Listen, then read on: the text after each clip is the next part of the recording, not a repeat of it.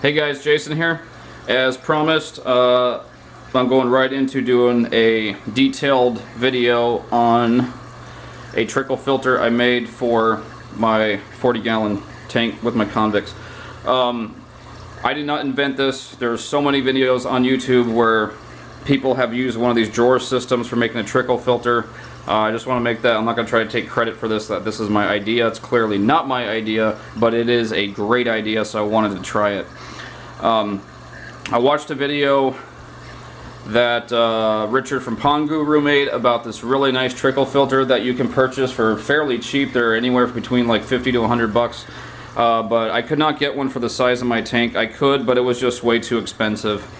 And would have been way too big and bulky. Would have worked great, but so I went ahead and made this one.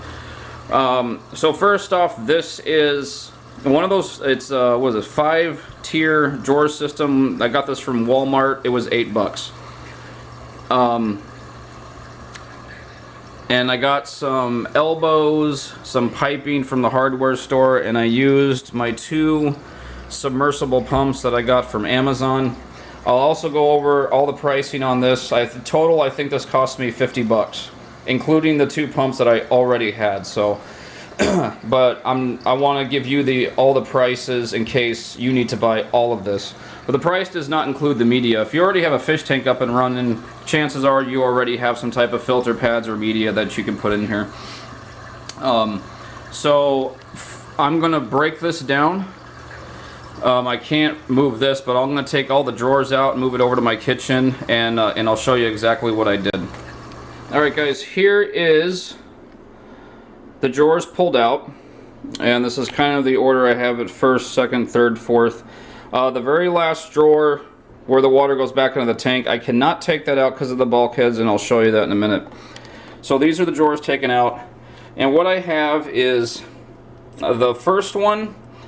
This is more of a splash guard, and also combination your mechanical filter, your filter floss. The second one, I have the main mechanical filter, a lot of the filter floss. Then I have my lava rock, my biomedia, and then very last I have all my carbon. I have I have one thin layer of filter floss underneath this carbon so that it doesn't go through the holes, as you can see. So I will go ahead and take this out very carefully because I want to reuse this. So this is what, I'm not going to take all the media out, but this is what every tray looks like. Now, I want to let you know about this real quick. As you can see, the holes do not go all the way to the edge of the drawer, and you can see a line that is scored around the holes. And what that's for, because you got to be careful about that, that line is the line of the frame. Because if you were to drill these holes all the way to the edge, it would be dripping on parts of the frame and you would just spill water all over the place. So what you have to do is, when you get one of these, is basically take out all the drawers, put one in there, and use something sharp like a knife, and you kind of trace around that frame onto the drawer. That way you know to drill your holes on the inside of that line so that doesn't spill down on the frame of that drawer. Every single one of these drawers looks like this with these holes, all of these except for the last one, and then I'll go back and show you that in a minute because I can't take the drawer out. Also, when you drill these holes, every drawer needs to have at least the exact same number of holes and the exact same size holes. Now, why is that? Well, think about this. If you were to drill 20 or 30 holes into the first one and only 2 or 3 in the second one, what's going to happen? It's going to overflow. So as you progressively go, the water flows down in your trays. You want to have the exact same number of holes, exact same size, or if not, a couple of more. I drilled way more holes and oversized them than I needed to make sure that this does not overflow, because it possibly could. As you can see, this very first one, the splash guard and the filter floss is working very well. It's picking up all the debris. The second one, which is supposed to be the main one, really is not getting much debris. So all the water, once it comes down to the media, is very, very clean. Next it hits the carbon, drips out. You kind of see the holes on that one. You can see the holes in the bottom of the lava media, and then that. And that's pretty much it. And then now I'll show you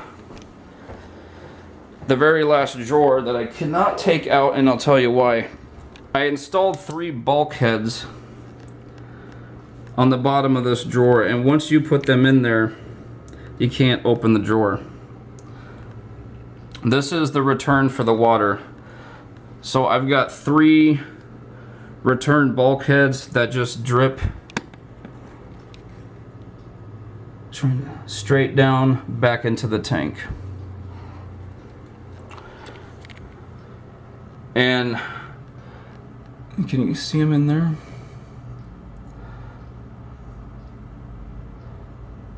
Yeah. So I can't even pull that drawer out at all. They're locked in there. So I'm not going to go into I'm not going to make a video on how to make it. I mean, it's self-explanatory. If you got a drill, a hand drill, and a couple of ways to enlarge some holes at the top, I've got a couple of elbows that I picked up at the hardware store with some hose clamps. These hoses go all the way down to my 2 submersible pumps. So 1 hose goes to each pump, and it just comes out the pipes and just flows through all that media. And it's working really good. And the reason I did this is with all those convicts, I want to make sure I have some really nice oxygenated media. The very first one, the reason I put this splash guard, the water is coming out really fast and was tending to splash, and I was getting little drips. So putting the filter floss in the first one, first of all, mechanically filters it, and you're stopping the water from splashing all over the place.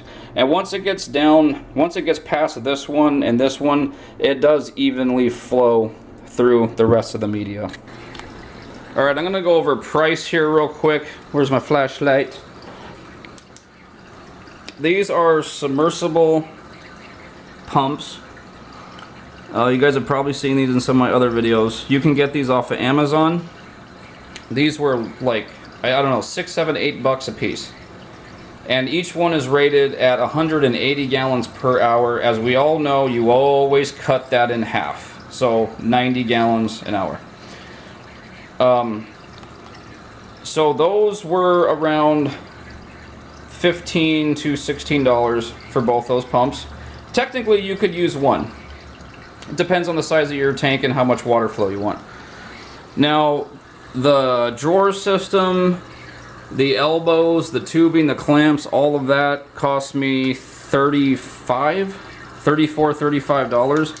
So roughly you're looking at about 50 bucks, like I said earlier, for this whole filter system, just this trickle filter. Now, you can get, obviously, filters for cheaper, but as of this point in time, you really cannot buy trickle filters.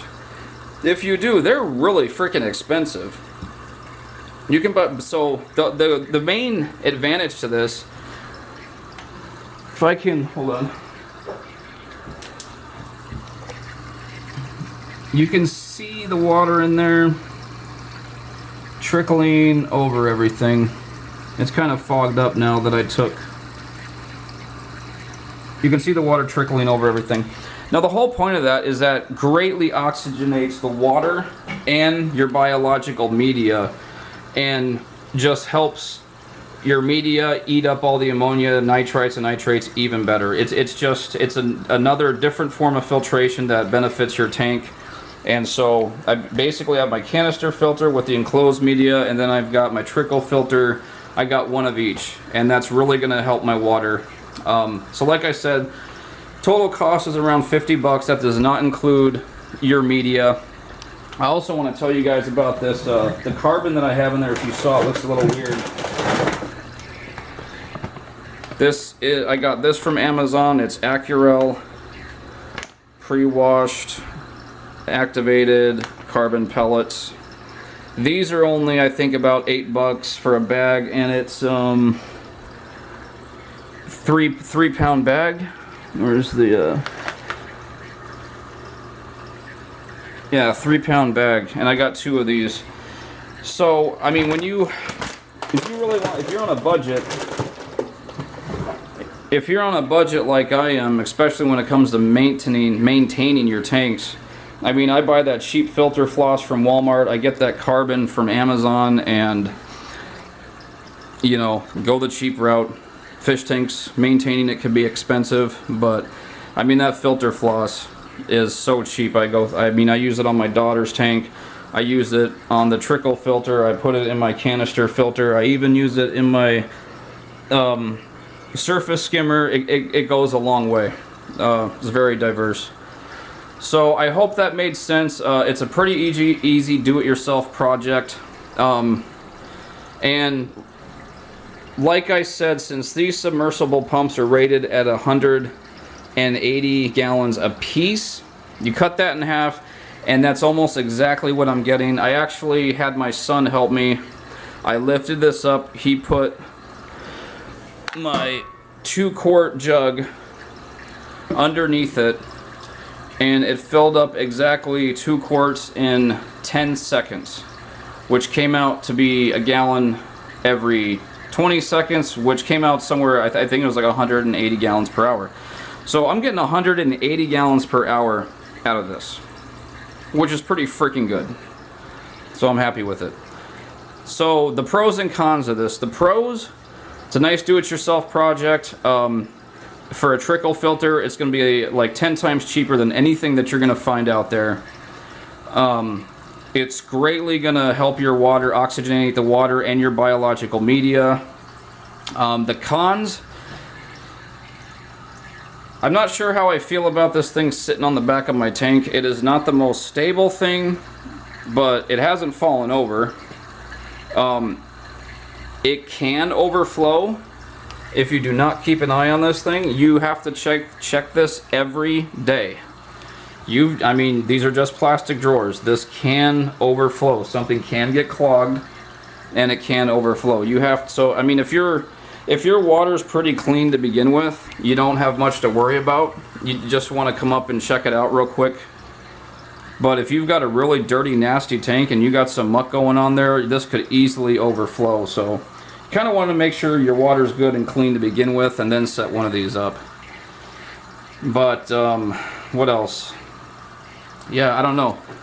Just sitting on the back of the tank's kind of funny looking. It can overflow. I mean, those really aren't a big deal. I check it every morning. I get up before work. I come out here and look at it, and just to make sure, and just check where the water. You can see the water level at the bottom. This pretty much will never overflow because I got those 3 bulkheads. What you really got to check is your filter floss and your media, just the first 4 trays. But so I hope that helped you guys out. I didn't go into detail on how to make it. Just wanted to show you what I did. You know, it's really just drilling some holes and putting some piping together and just kind of setting it up the way you want it.